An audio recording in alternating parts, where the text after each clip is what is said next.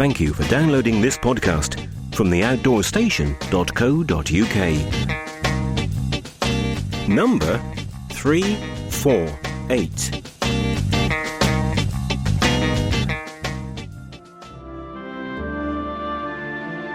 Hallo und willkommen bei der Outdoor Show in Friedrichshafen.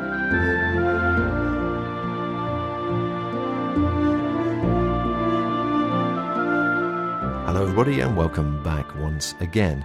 This is part 2 of a 4-part series recorded at Friedrichshafen at the trade fair the 12th of July to the 15th, 2012, which was last weekend as I actually record this.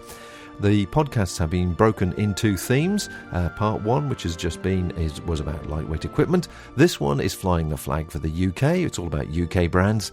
And the next 2 will be about US brands and then equipment related to longer trips. In this podcast, we catch up with old friends and also find out about some new ideas.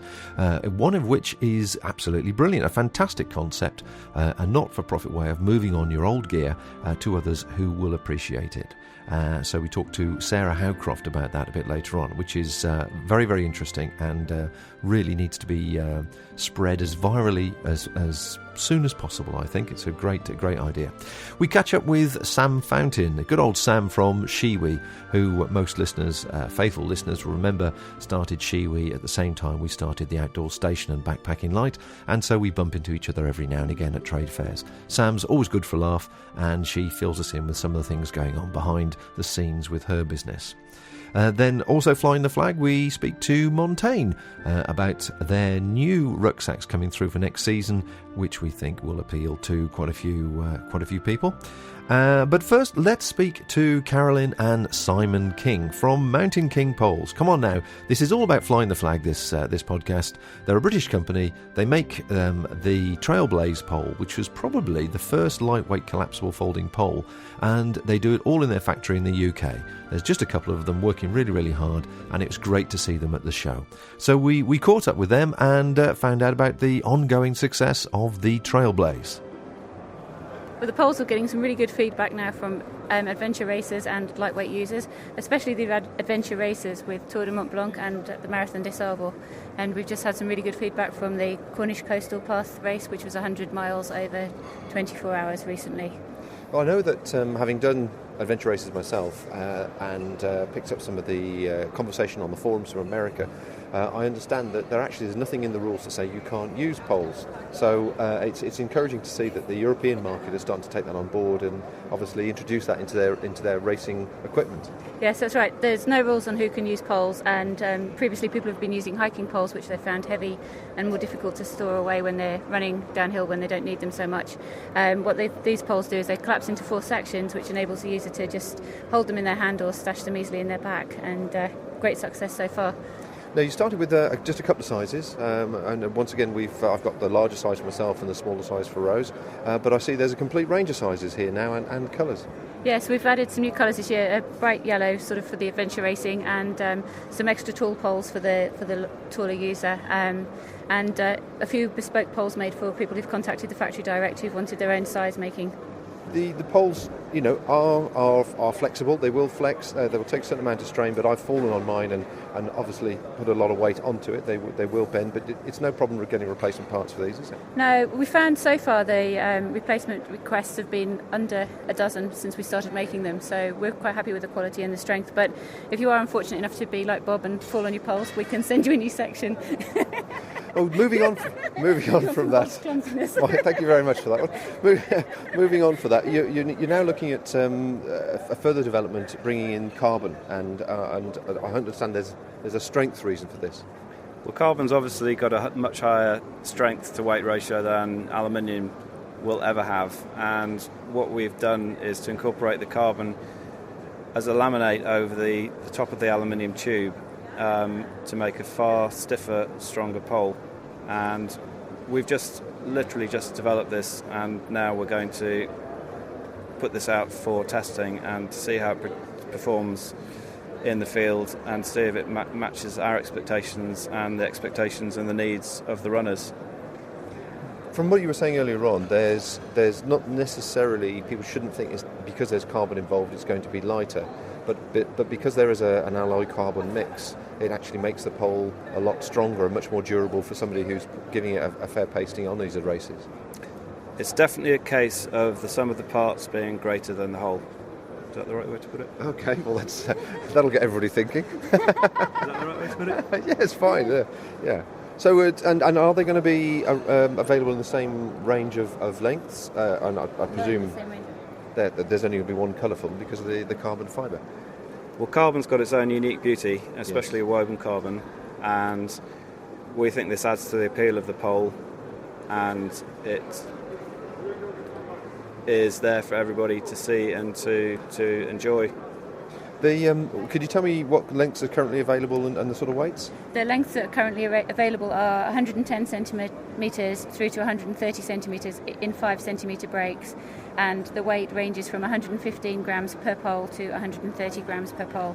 And of course, as I said, we can make bespoke sizes for people if that doesn't suit your needs.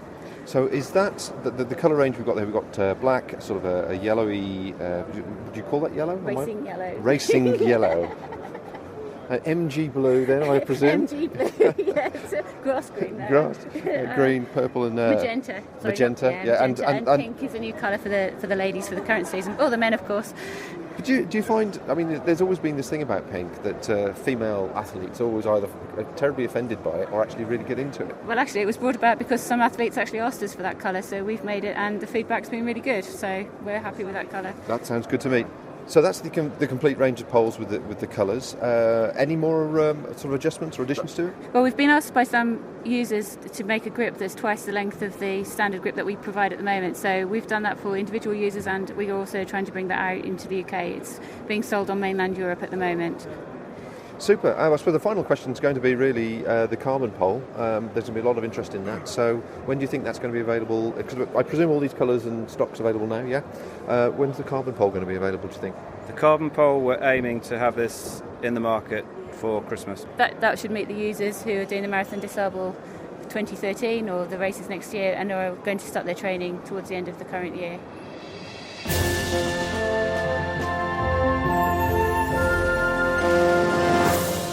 And don't forget, everybody, photographs and links and all the other exciting information, additional information you might want to find out about some of these interviews can be found on theoutdoorstation.co.uk underneath the appropriate podcast number.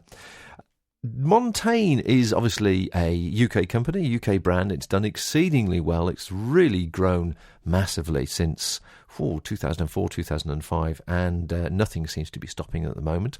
Chris Jackman is the Southern Sales Manager, and I asked him to perhaps go through a handful of items which he thought would be of interest to our listeners. In particular, the rucksacks, the current rucksacks they've got in the range have proved to be exceedingly popular, so it's no wonder they've expanded the range. Just a quick reminder on an existing piece in the range is the Event Air Jacket, which is a 300-gram jacket with one large chest pocket on it, which will take an Ordnance Survey map, no problems. It's a good lightweight product for backpack, for cycle touring, for adventure racing market as well. Very good hood, wired peak, crown volume adjustment, decent sleeve length, movement and articulation, and a good scoop tail as well, with a full zip at 300 grams, comes with a stuff sack. Event, very breathable, very waterproof product.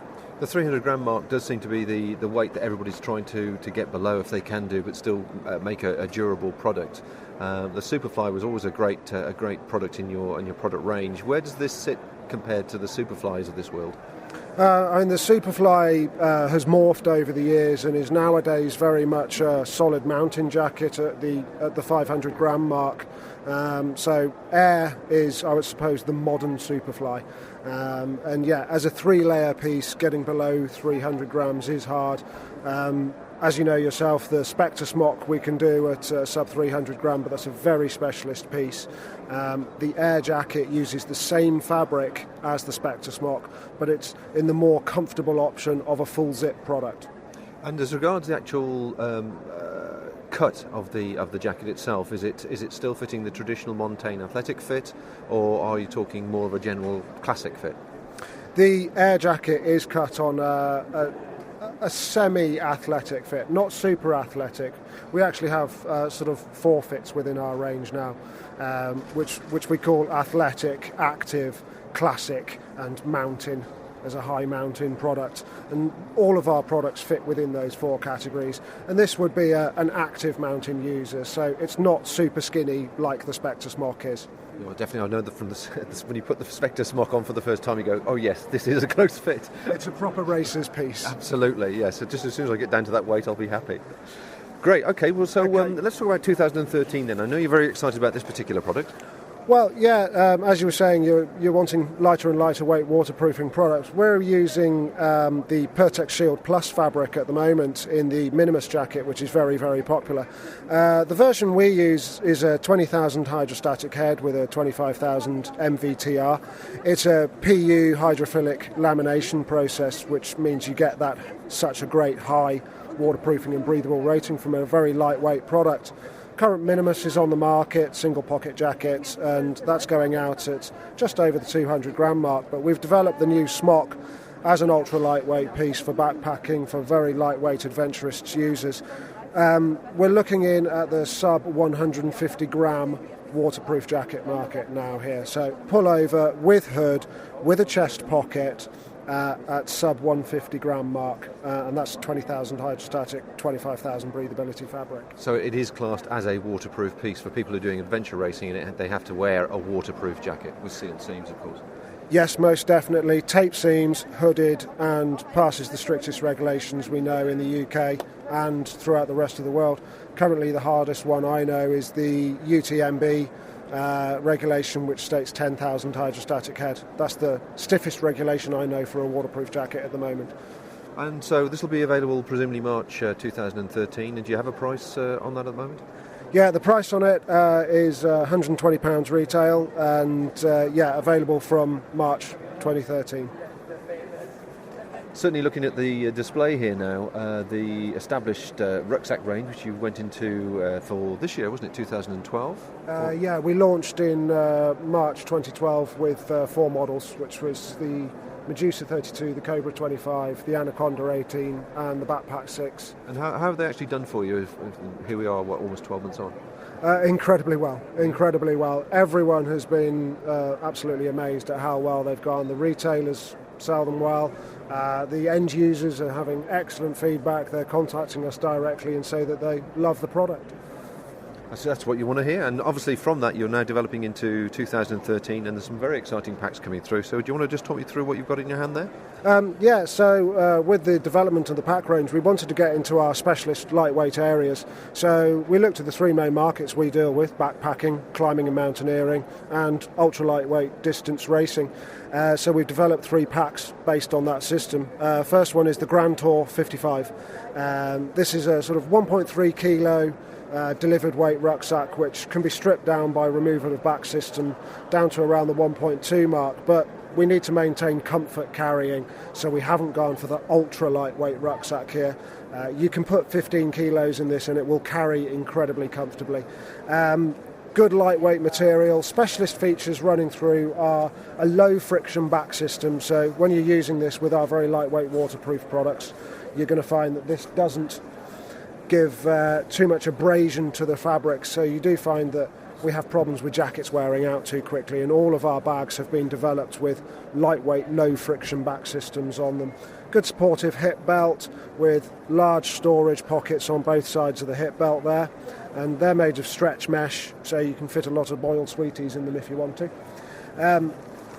The main bag itself is a lightweight 100 denier fabric, and then on the outside we have 2 large stretch mesh pockets which can be used to store a wet waterproof jacket or a lightweight tarp or a lightweight fly from your tent, and it keeps it out of the way of the main kit inside. It would be worthwhile mentioning those 2 front pockets there, or side pockets either side, are accessed from the front of the rucksack. You can't actually reach them as you're walking, so They're definitely zip closures and as you say, mesh that then protrudes either side of the pack, which keeps things out of the way of the central closing strap. Yeah, they're not designed as a kind of sort of water bottle pocket, as it were. We do actually have those on the sides of the bags, well, right. So you do have a drop stash which you could fit in a sort of 1 litre Nalgene option if you wanted to, or something like that. On top of that, you've got stretch. You've got compression straps. Yeah, you've got side compression straps on both sides. The top one is a clip release, and then the bottom section, we're actually going to be running a system here. It runs through inside the pocket, and we're going to do a little clever adjustment where it actually can run outside the pocket as well as inside the pocket. So it will be changing from the sample that's here in front of me. But it just means that you could get quite a large item strapped to the side of the bag if necessary. I suppose, classic person who won't give up the foam mat, maybe, compared to the more modern ultra-lightweight airbed systems that people are using. Or some people, in fact, will split the tent and put the tent either side of the pack as well.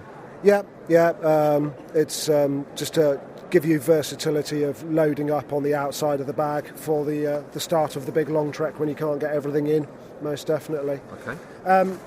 The main bag, obviously it's a 55-litre single main compartment with a double draw cord closure system. It's got the same Montaigne closure system that works on all of our bags. It's very easy to use.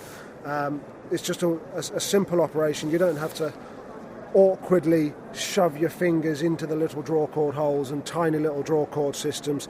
It's something that works when you've got gloves on in cold conditions, when it's wet and horrible, and it's easy to use, which is nice and simple. Down inside you've got a hydration bladder system, and then also it's a zip access to remove the rear back system harness that you can just save weight if you want to take that out, as it were. I suppose from experience, though, some people might actually remove the backstay system there and replace that actually with a sleeping mat. I mean, or the hydration slot itself runs the actual full width of the bag, and I think that's the most important thing to mention, because some of these hydration slots are literally just as wide as a platy would be, which are not very useful, but you can actually use that for storage of other things as well. No problems at all in using it in that method. I mean, with the back system in place, you do have a stiffened aluminium bar and HDPE sheet in the back of the bag. If you remove that, obviously it won't be as comfortable if you're carrying heavier loads. That does give good support to the bag. One thing of note on it that we have kept as a permanent feature is there's actually a lightweight aluminium stave running across the top of the bag in between the two top tension stabilisers. That is not removable, and that is to maintain the actual stiffness of the bag and to make sure that the top tension stabilisers stay effective if you remove the back system. Right. And even if you did move the back system, the foam padding that is touching your back is still obviously in situ, so you still have a double layer as such. Do you still have that protection first of all before you have the actual stay system? Yeah. I mean, throughout the range of our rucksacks, we all have the fixed back pad with the low friction material and the air channels, and that cannot be taken off. That's part of the design concept that we stick to, is contact with our product, our waterproof jacket, any other person's waterproof jacket. We don't want the clothing wearing out too quickly, and therefore that is a key feature across the range. Okay. The main lid pocket, we actually call it a buddy pocket system, and it runs throughout all of our lid closure rucksacks. It's on the outside of the bag, on the back of the bag, rather than up against your neck, but it does give a very large, easy access storage. And because of the shape and the design of the lid pocket, when the bag is on your back, if you want your walking partner to go into your top lid pocket and get something out for you, it's very easy to access. Everything doesn't fall out all over the floor, and it's just a simple way of doing it. That's why we called it a buddy pocket. It's kind of, the Americanism term, but your friend can go in and get things out of the lid pocket nice and easily for you. Also inside you have an internal zipped security pocket on the inside. So underneath the hood itself, underneath the top pocket section itself, there's still a second zipped area, which I presume that's where you put your wallet or valuables. Yeah, inside there we give you a little key clip. Key clip, yeah. It's just something where it's less easily accessible to keep some secure items inside the bag. Just finally, before you close that down, I noticed there's a clip here at the top of the backstay. So is that allows a stash strap? Is it to? It's an overload strap. main reasons, obviously, again, starting off with all your extra food and water inside the bag, extra clothing if need be as required. We've just put a strap in, and that will help pull the top of the bag in. Right. But then also at the same time you can overload it as required. If you do overload it, the lid, we actually have stretch side panels on the side of the lid, so rather than have an extending lid which add weight, we actually just have a stretch section, which means it would stretch over any extra equipment that you've strapped onto the top of the bag still. So that's the backpacking, I suppose. The 50 litres, pretty well the right ideal size for most trips. Then you're looking at something new here, which is more of a 22-litre adventure racing pack sort of thing? Yeah. 22-litre Ultra Tour bag, as we've called this one, is designed mainly for ultra, adventure racing, mountain marathon market. But there's no reason why you can't use it as a lightweight day sack or a lightweight single overnight trip quite happily. But the features are aimed towards the multidisciplined mountain marathon adventure racing market. It's a very lightweight back system. We use a soft mesh. Again, low friction is high importance. We've reduced the amount of foam padding in the back, but it is still the same low friction material that we use throughout the range of our packs. Hip belt, lightweight stretch mesh with 2 large zippered pockets, great for energy gels, compass, and lots of easy access for storage for your sweeties. The chest harness system running up through the shoulder straps is again stretch mesh, and on top of the shoulder straps you have options to store water bottles, GPS, energy gels on the shoulder straps, as it were. I think the one shoulder strap's actually got a stretch pocket on it for, I presume, GPS or phone to drop in there, and obviously got the whistle and so on the chest harness. No, you haven't got a whistle. No whistle on the chest harness. Our chest strap system on all of our bags, which we've launched, so you can see this at the moment already. It's a single-sided buckle system, which means that you don't have the standard twin-side release in the middle of your chest. This can apply pressure onto your sternum, feel uncomfortable. And so all of our bags, we use a system that clips onto the side, and it's very simple to do one-handed. You can undo it very easily just by pulling the little tail string, and then it clips in place. It's a lovely little lightweight system, and it means that you don't have a great big hulking piece of plastic just sticking into your sternum while you're walking along. Okay. So on from the back system, we're moving into the main body of the bag. We use, again, stretch mesh side pockets onto the side parts of the rucksack itself, designed to take water bottles, any overloads as required.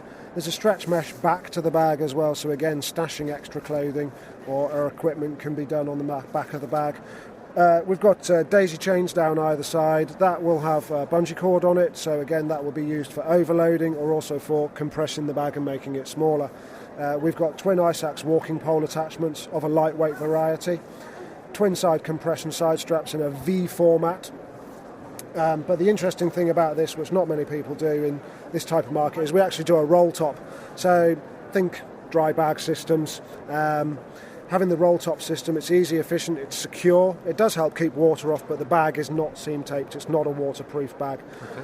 Roll top closures give you easy access. A lot of bags in this type of market tend to be zip closure. If a zip blows while you're in the middle of a race, your kit's going to go flying everywhere. And a roll top closure is nice, easy, quick and efficient, and it's just very easy to get into. So simple roll top, you can overload, you can underload the bag as much as you require, and you have the option of clipping down at the sides, nice and simple, or at the same time you can just clip it round like you would your normal dry bag systems, and that leaves the 2 spare bits of strap that you have to use as a further extra overload compression strap over the main part of the bag. Very nicely thought out with the male and female clips then all complementing each other. That's good. All of our buckles, very simple system. I suppose there is that sort of keep it simple, stupid. What we've done with all of our buckles is they're fully reversible. So a lot of buckles on the market, they actually only clip together in one way. So yes, you have a male and female, but the male and female are shaped so that if you twist a strap or something, they don't work. Whereas all of our buckles work whichever angle you twist it in at. So it doesn't matter if you have a twisted strap and it's dark and you haven't noticed with your head torch on.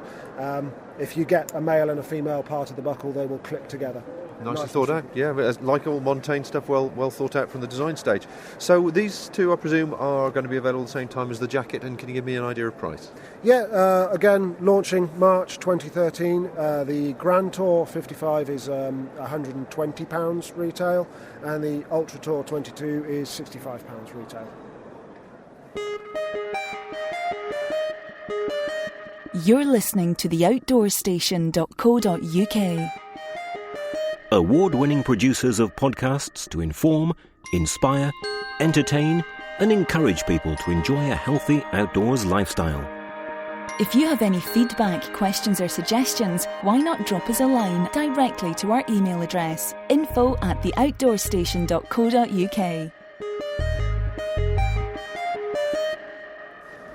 Here at the 2012 Friedrichshafen show, I'm very pleased to find a small stand which regular listeners will know very well over the years, Sam Fountain from Shiwi. We met Sam when she first started the company, just at the time she went on Dragon's Den in about 2005.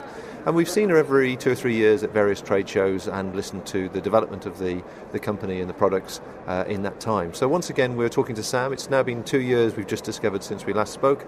And we're interested to see how things have developed, how the product's developed. Hi, yes. Yeah, we've come probably quite a long way in the last 2 years. We're now pretty much in all of the outdoor stores in the UK. Bar Ellis Brigham, so if you're going to Ellis Brigham, please ask them if they stock Shiwi. Yes, well done. We've changed the basic Shiwi. We just had a nice funnel before in the 5 colours, and we've now got the Shiwi Extreme, which well outsells the basic Shiwi. And the Shiwi Extreme is a Shiwi funnel with an extension pipe. Why do you need an extension pipe, I hear you ask? So that when you're wearing winter clothing or salopettes or bulky clothing or a skirt, the Shiwi Extreme has a longer pipe, so it means you can get through your clothing and out the other side. It's more practical, obviously. It's much more practical. And people tended to just want to buy that straight away, and it comes in a handy case which fits in your bag. 3 colours, pink, green and white. So the pink one is for girly girls, maybe night clubbing, dirty toilets. The green one is technical, outdoorsy girls, and the white one might be for your mum. And Sarah, your sales lady here was telling me about you're actually into the military now, have bought it in a big way. Yeah, the military have really taken it on board. They're loving it to go with their new garments. So they've got bulletproof pants, bulletproof trousers, bulletproof everything. You might think the girls aren't in the firing line. They're not, but you might get the medics who have to walk along a path that's been checked for landmines. But the funny thing is, no one really wants to wee on the path, so you tend to stand on the path and put your bottom on the bit that hasn't been checked for landmines, and men will stand on the path and wee probably where a landmine is. Now you see, that's very good. I would never have thought about that, but there you go. You've obviously researched this. It's just natural human instinct. You don't wee where you're going to walk. Yeah. So this new underwear has been developed with a fly-in. So it's blast-proof clothing, but up until now, it may sound crazy, the ladies' stuff didn't have flies in it, so they had to lower their pants, and as they lower their pants, they squat in a landmine, so its casualties have gone down 90%. Well, from really good clothes. That's incredible, and it's great to have a backstory to it as well. The reason why, it's one of those things a guy would never think of, because we're built for that. We've got the accessory already built in. But the packaging, everything sort of changed and moved on, and very 2012. Yeah, it's much more funky, outdoorsy. When we started, we tried to have one packaging for everything, so whether it was medical or outdoors. Whereas now, because we've grown, because we've got the funding, because we've looked at our market research, we've got the outdoor stuff versus the medical stuff. So it's very, very different now, and we're able to put the development into the areas that's needed. So we've got another product coming soon for the outdoor industry, which is a pouch, 100% compostable. So you wee in it, and if you happened to keep it for 2 weeks, which I'm sure you wouldn't, you could put it on your compost, it would start degrading within 2 weeks. Oh, that's good. If you wanted to eat this thing, it would be safe. So really good for the environment, rather than the nappies and the pots and the plastic things and the pee bottles you find on the mountains. It won't happen. If someone dropped one of these things, it would degrade probably within a year, but at least within 2 weeks it would start.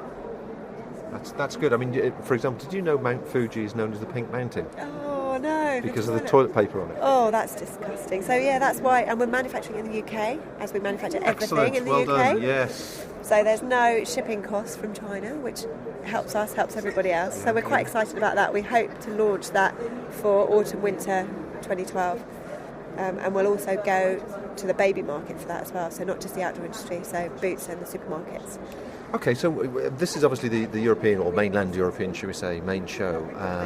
And obviously I've been familiar with you, and I suppose most people in the outdoors probably have seen the Shiwi name, logo, or heard the story. How are the sort of, the mainland European customers, the people that are passing by here, how are they taking to it? I'd say 50-50 not knowing what it is. We did think maybe nobody would know what it was. We haven't had many British people passing. So we had a lot of Swiss, obviously a lot of German, because we're in Germany, and quite a few Americans. Really, really good response. So even the people who don't know it, straight away, actually, maybe I've heard, they must, because they're getting it, they must have heard of the concept. Because 5 years ago, when people hadn't heard of it, they didn't get it. So these people, it must have trickled into their subconscious somewhere that it's okay for ladies to stand up and go for a wee. So pretty much all of the distributors that have come along have had an inkling of interest. They do think, oh God, if I did take it on, how would I do it? But we've got all that support now in nice big distributor packs, which we've spent a lot of time. And we very much hand hold all of the retailers now.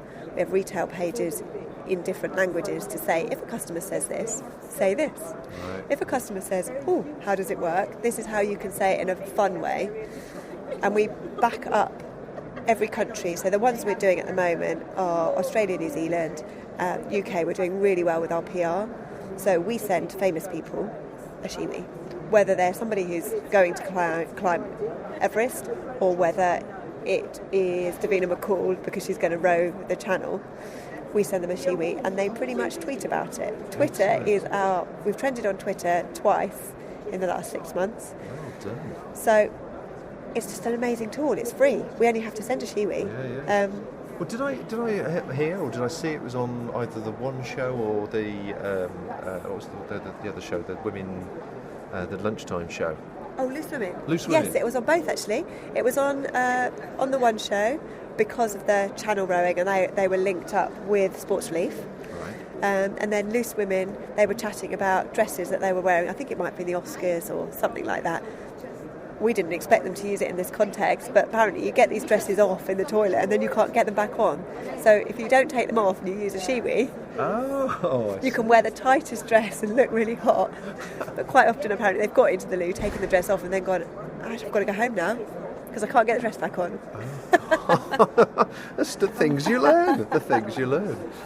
So you've had a lot of coverage, and certainly we've seen a few things, and you've got a few things in front of you here. Tell us some interesting stories. Well, the recent story was with US Today. So a US newspaper had a story about how female soldiers need better healthcare. They're not hydrating enough. And if they're not hydrating, they get tired, they lose concentration, they can't do their job well enough. And that's a problem, big problem. And they mentioned Shiwi in the article. So the US soldiers want Shiwi. We do supply small quantities to them already. We've got some discussions soon, so hopefully it will become almost as a matter of course. They get sunglasses, they get goggles, they get Shiwi. Right. Because if they can hydrate, then they can do their job properly. Absolutely. And the other good ones we've had recently, we've had 8 out of 10 cats, so they had that on as a bit of a humorous thing. We send them to a lot of comedians. Comedians love it, they shout about it, which is all good in our mind. And we're going to do Car Fest with Chris Evans. So we've offered Car Fest, I don't know if you've heard it. No, what's that? It's a new festival over the summer. Chris Evans on Radio 2 decided, I want to put a festival on for charity. Team, set it up in 40 days. Team, how are we going to do this? So a lot of people were offering free services, and we've offered our Shiwi urinals, so ladies' urinals, to help with obviously the toileting issues. We'll give away free Shiwi whilst we're there, and we're planning on doing a world record attempt of getting the most people standing up having a wee at the same time. Oh yeah, that's got to be a good PR stunt. So that should be good fun, and obviously Chris Evans will hopefully shout about it on radio too. Yeah, well, that's right at Chris Evans' street, isn't it? That's brilliant. Well done on that score. So, I mean, we've known each other now on and off for 7 years or so, and sort of watched each other go through our various changes. I'm sure people would be interested to know, because there's a few forums at the moment discussing this, about setting a business up in the outdoors and being an entrepreneur, as well as sort of having a design idea or a concept and trying to get it to market.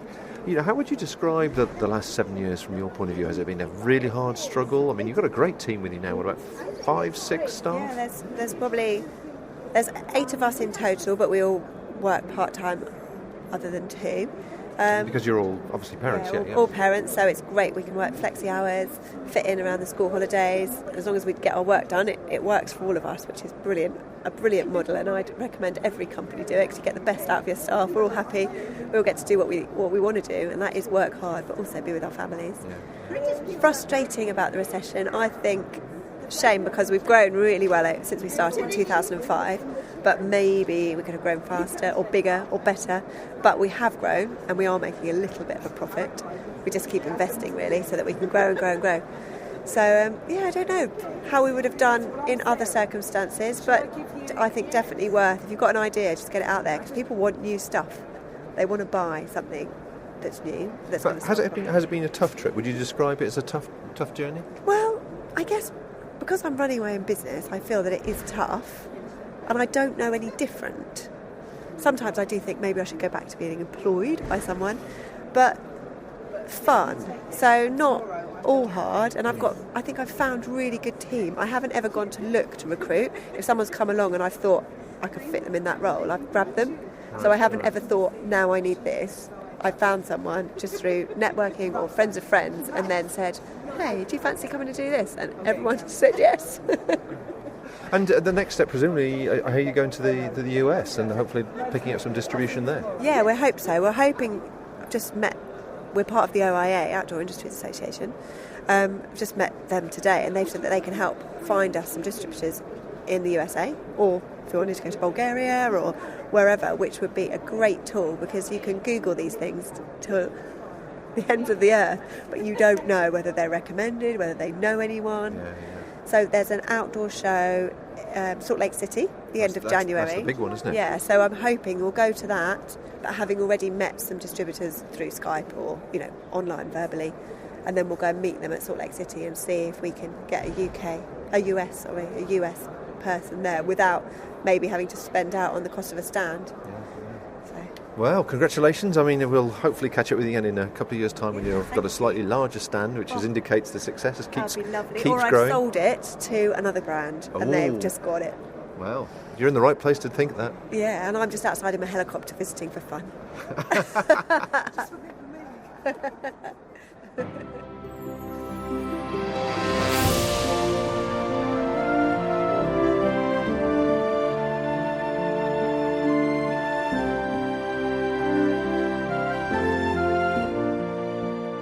This next interview with Sarah Howcroft came about in the press room, which is the reason we're talking very, very quietly.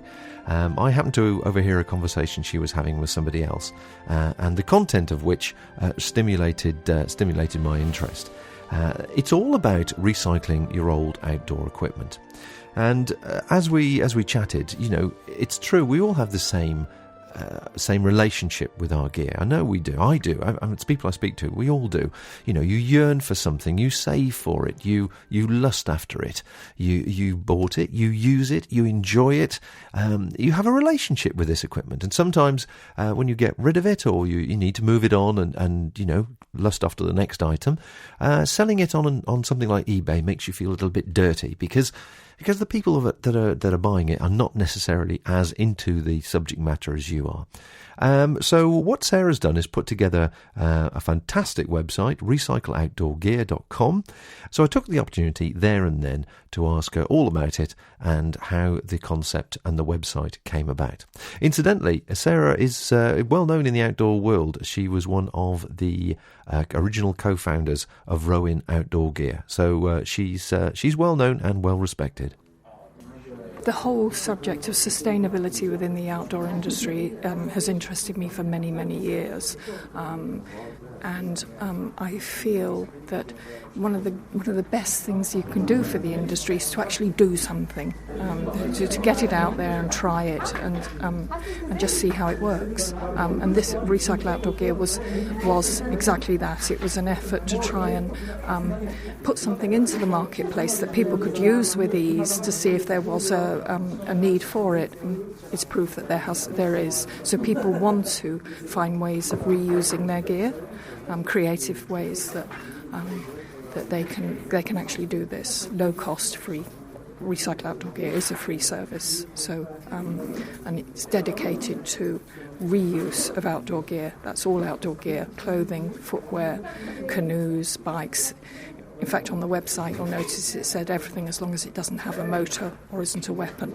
From the conversation we've just had, you sort of started this with expecting one type of interest, and it's developed very rapidly into a series of interests, I understand. That's correct. When I started it was very much a buy-sell platform to facilitate the buying and selling of outdoor gear. What's become apparent is that there is quite a need to swap outdoor gear. People are very interested in that whole concept. Maybe they've got a bike and they'd like to swap it for a canoe or whatever. And the other side is donation, which is potentially quite large. People are, in many ways, are quite emotionally attached to their outdoor gear. And I'm quite sure that there's an awful lot piled up in the world. And they don't really want to sell it. Because it doesn't bring quite a nice feeling, but they would be very happy to donate it. But I think that to be able to offer them a one-to-one donation service, i.e. they could donate it maybe to a local group or a national group or out into the charities we all know well, is quite a powerful thing. It's a choice. Where would you like to donate this garment to? And I think that's quite powerful, and certainly the initial stages of this have proved that is so. There's certainly a definite ethos, I think, that sort of runs through the outdoor industry, or the average outdoor user that I've met, is that, as you quite rightly say, they've definitely got an interest in the environment, but because equipment generally is something you lust after a long period of time, and you save for it, and you research it and analyse it and so on. I mean, I'm exactly the same, as I'm sure of many people, that you'd like to give it to somebody that's going to get some use out of it, but also appreciate it. And this, the feeling that immediately from this is it's completely different from the whole eBay ethos. It is. It's completely free to start with, but it is very much driven by the user base, the people that use it, and obviously in that it could go in any direction, but the direction that is being demanded is obviously this donation and wanted as well. I mustn't forget the wanted section, that if there are groups or individuals that particularly are searching out a particular product, then ROG is a good medium to search it out and find it for them as well. This is another area where it can serve. The community groups then that you sort of that have come on board, how have they found you? Have you done some PR and got the message out, or have they stumbled across you, as it were? But the short answer is no to PR, but word travels quite quickly, and this whole platform is constructed to actually spread word quite quickly. So obviously to make the best of the search engines and all the rest of it. So if people are looking in that area that they might want to donate something, or what's the potential for them, they will find this. And so that's how this is structured. And obviously word of mouth as well. Once people use it or have knowledge of it, they want to talk about it. So the other area is word of mouth, which has been quite powerful for us as well. I was at a talk earlier on today, although it was predominantly aimed towards the sort of German and mainland Europe market, and it was saying just how much of a struggle it is, as we know, I'm sure all of us really, to rejoin young people back to the outdoors and the experience, and that it isn't fearful.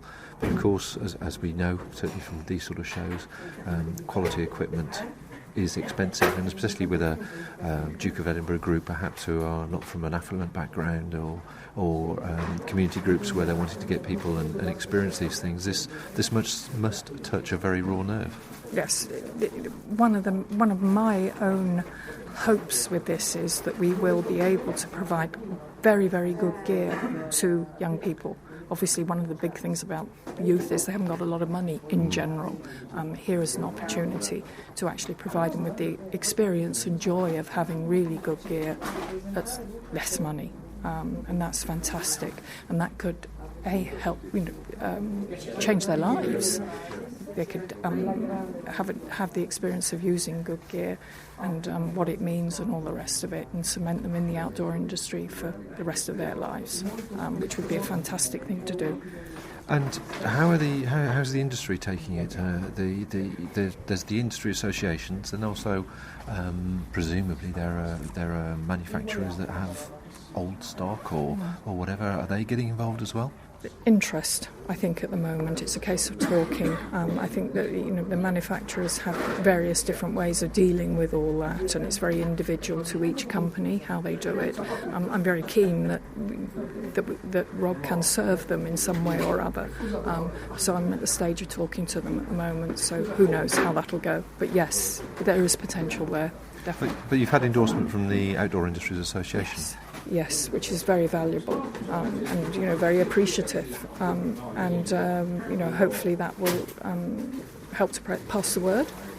So the OIA see it as being potentially a very valuable service for their user base, which it is. I mean, it's one of these very rare things that is of tremendous use for the people, but also of great use for the user base, for the industry as well, the manufacturers and retailers within the industry. So it's quite a rare thing, that, and I think in that it is of great value to the outdoors in general. And it's non-profit making, isn't it? Let's make that quite clear. There is no money. No money changes hands at any stage with this at all. Completely transparent. Nothing. There is no money at all, and that's how I want it to remain. Okay. And I understand. I mean, the ball is rolling or starting to roll fairly rapidly, and it's picking up speed. I understand there are other websites now in France and America. Yes, through the French connection is through the OSV, which is a similar organisation to the OIA UK OIA. And they have taken the same approach. This service would be very useful for our members. That's both trade members and the French consumers as well. And then the American one, which I've just started, is based on just my own keenness to try it in America as well. So that's where we are. That's where it is at the moment. Excellent. Well, I wish you well. It's been marvellous just to overhear your conversation and bump into you. But I think it's a truly excellent concept, and I really hope people consider it with their well-loved equipment. Yes. Well, thank you very much for your time.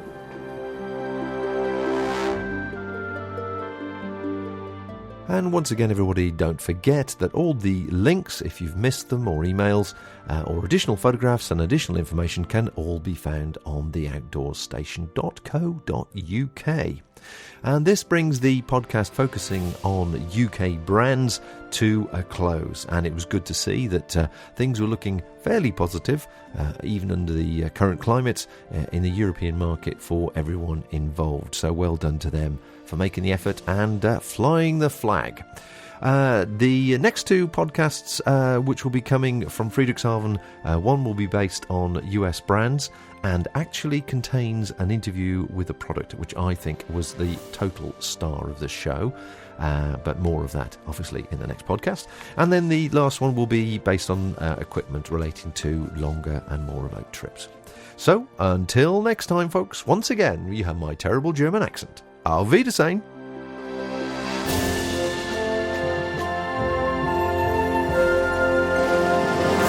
Auf Wiedersehen und vielen Dank für den Besuch bei der Outdoor Show in Friedrichshafen. Thank you for listening to this podcast. To hear more from our extensive free library, please visit the website at theoutdoorstation.co.uk, the home of UK-based audio and video podcasts for outdoors people everywhere.